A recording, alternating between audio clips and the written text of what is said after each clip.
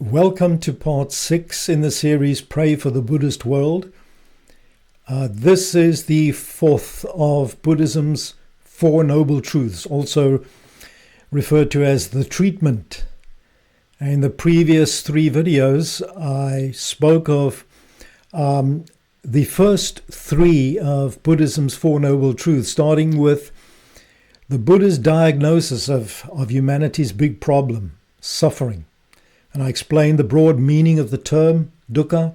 Then I touched on Buddhist teachings about the cause of the problem and the cure, namely to eradicate craving.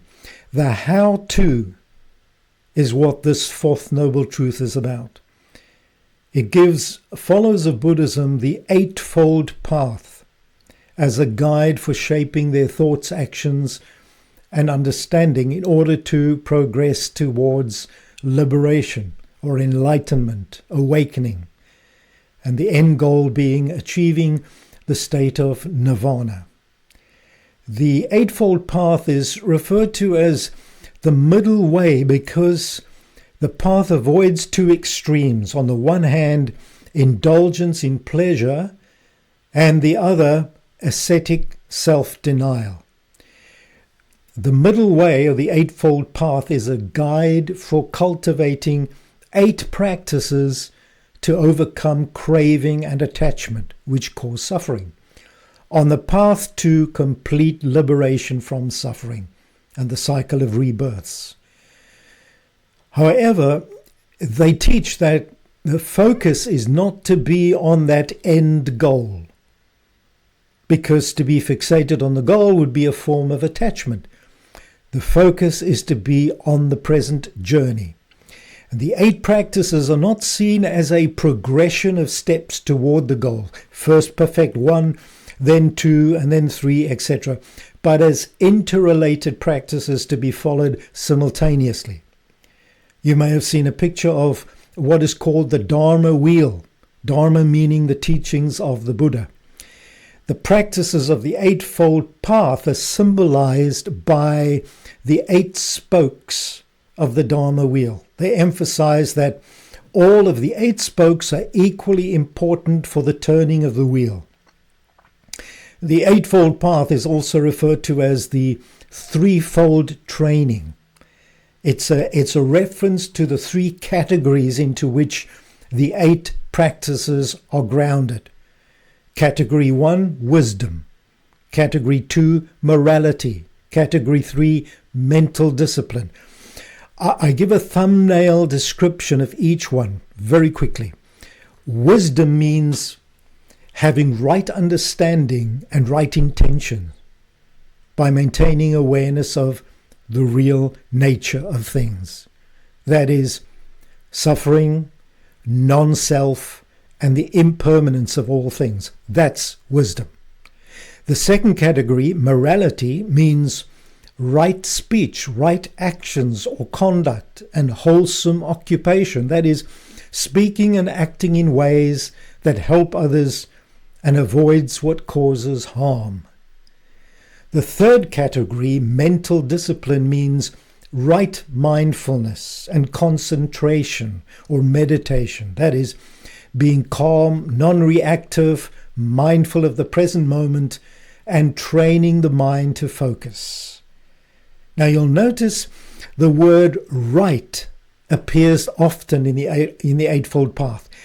The path advocates what is good and true, and what is untrue or morally and ethically wrong must be avoided. But Buddhism excludes the reality of a supreme creator God who has established a code of justice and moral standards. So how does the Buddhist determine what is right and what is wrong? What is good? What is bad? How do they distinguish between true and untrue? See, in Buddhism, there is no fixed, absolute moral and ethical standard. Right means whatever is wholesome and aids liberation. What do they mean by wholesome?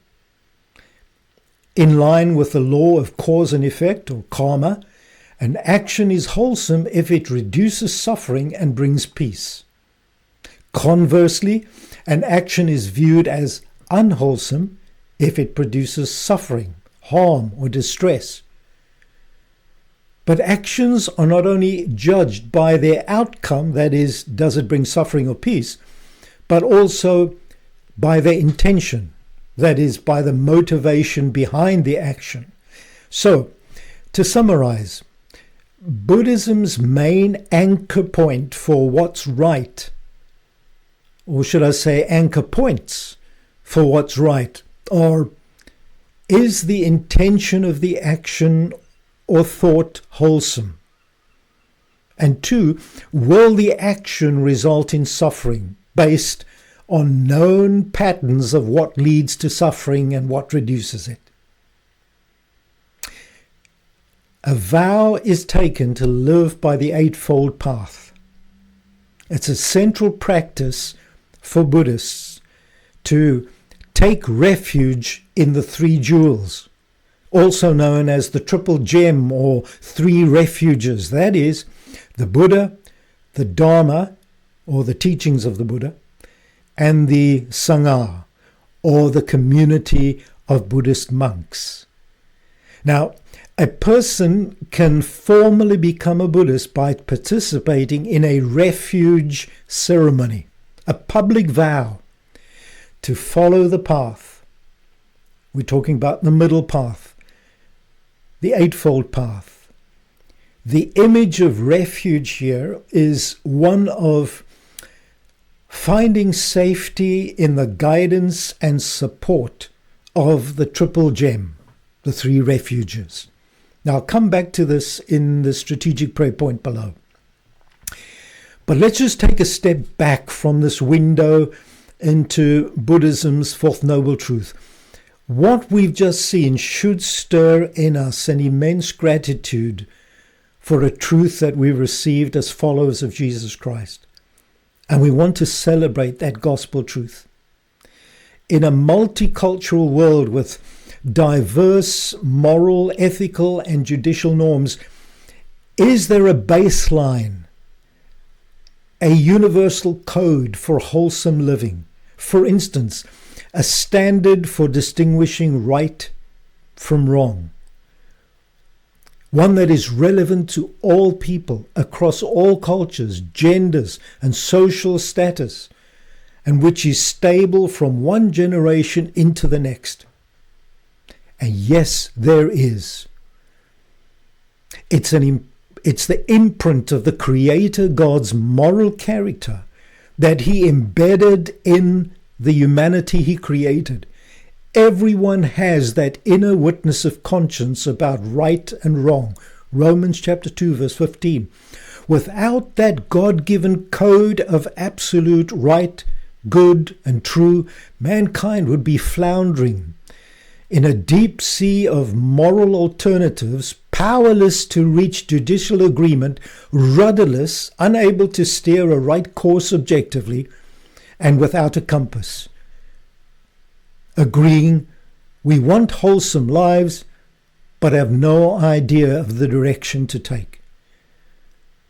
Buddhism teaches about the merits of wholesome thought and behavior, but denies the existence of the Creator God who is the source of that moral awareness.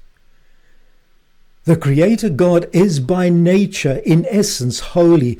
He is the perfectly right, according to His own standards of truth and purity.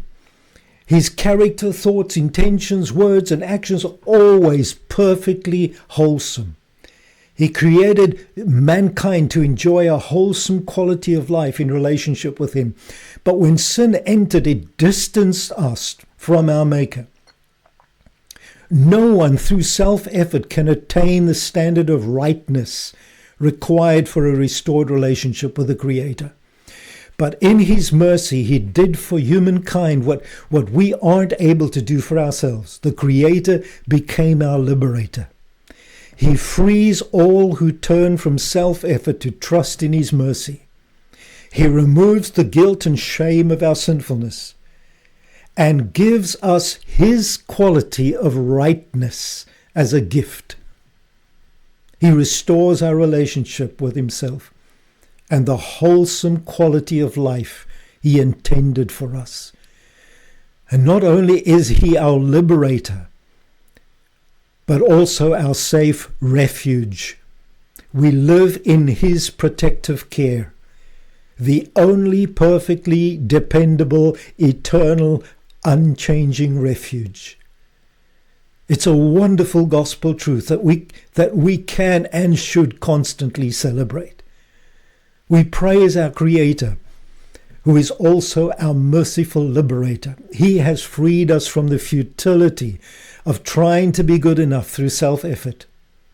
In mercy, he has forgiven us, declares us to be righteous, and has brought us into an unending relationship with himself. We thank him for the perfectly holy one, for the gift of his word and his Holy Spirit, who teaches us and empowers us to do what we can't do by ourselves, do in our own strength, to live rightly according to his standard of rightness.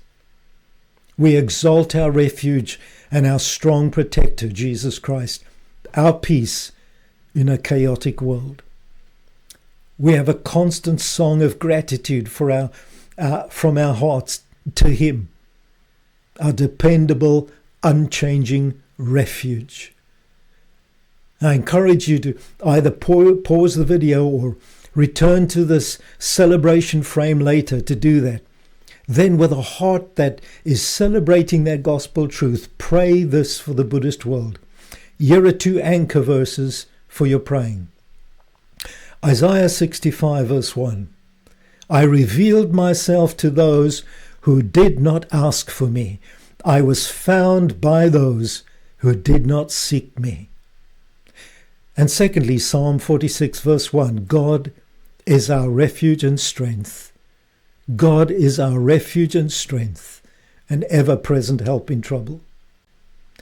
Focus your prayers on Buddhist monks, novices, and nuns who for shorter or longer periods have given themselves to the instruction, rhythms, and activities of temple life.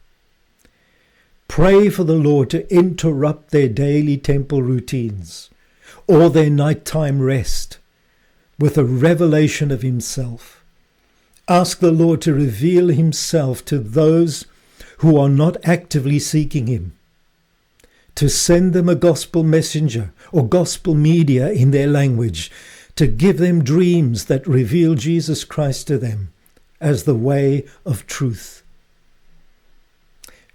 Pray for the Holy Spirit to convince seekers of truth, to take the step of becoming a follower of Jesus Christ.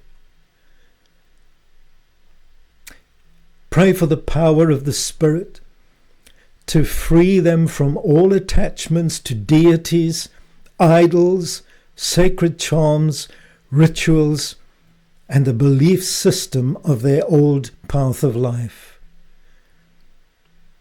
Buddhists take refuge in the Triple Gem, but they have a deep, unsatisfied need, a longing for a dependable, safe refuge, one that is permanent and unchanging.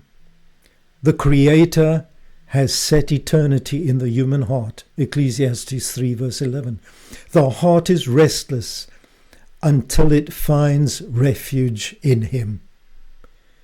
Pray particularly for a move of God's Spirit in the children generation. Ask the Lord to protect young hearts from harmful vows and to make them tender and receptive to his gospel story, and to steer them to the only safe refuge, Jesus Christ.